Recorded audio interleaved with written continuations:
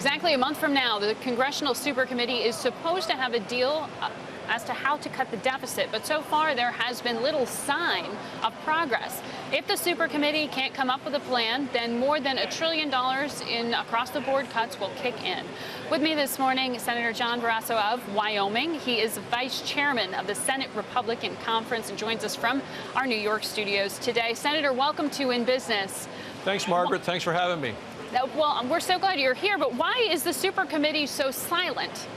Well, the Super Committee continues to work. They're meeting all of this week, next week, last week. They have till Thanksgiving to come up with recommendations. But I will tell you, as a Republican, as a conservative, our problem in this country is not that we're taxed too little, it's that we spend too much, and this committee needs to put all of its focus and attention on getting the spending under control. We can't continue to borrow like we have. Today, we're going to borrow $4 billion, a lot of it from overseas, significant borrowing from China. It's very hard to stay a strong and independent and leader of the world with that kind of debt. Well, do you have a degree of confidence that the U.S. won't face another credit downgrade? You want to make sure that the Super Committee does the work that gives the confidence to the markets at home and overseas that we are serious about getting our debt under control.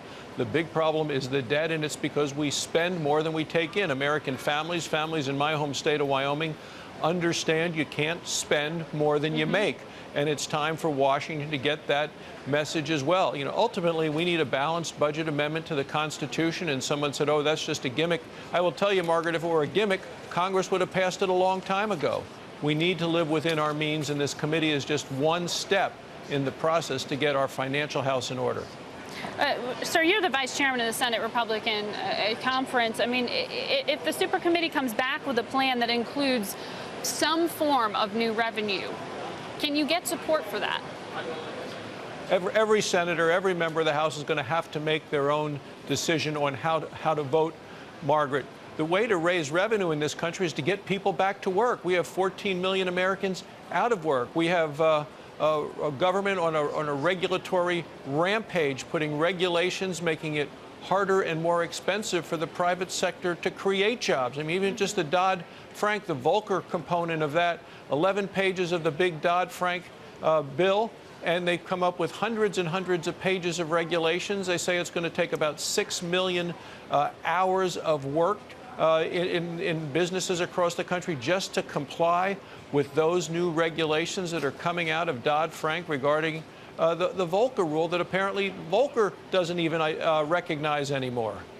All right, but the Treasury Department out today with a post on their website directly addressing this question of regulation and saying if regulation were truly such a steep impediment that you wouldn't see corporate profits like we're seeing this earnings season, that you wouldn't see so much cash on the balance sheets if it were keeping business and transactions from happening. How do you respond to that?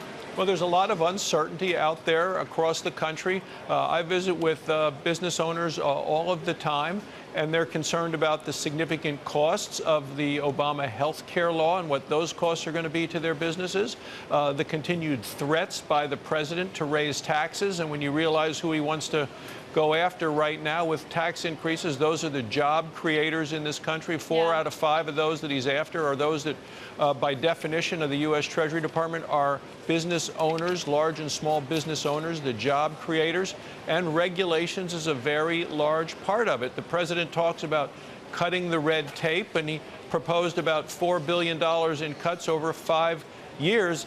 But this last month alone, this administration, with its new expensive regulations, is about $9 billion of additional regulations on top of the $9 billion from August and the $9 billion from July.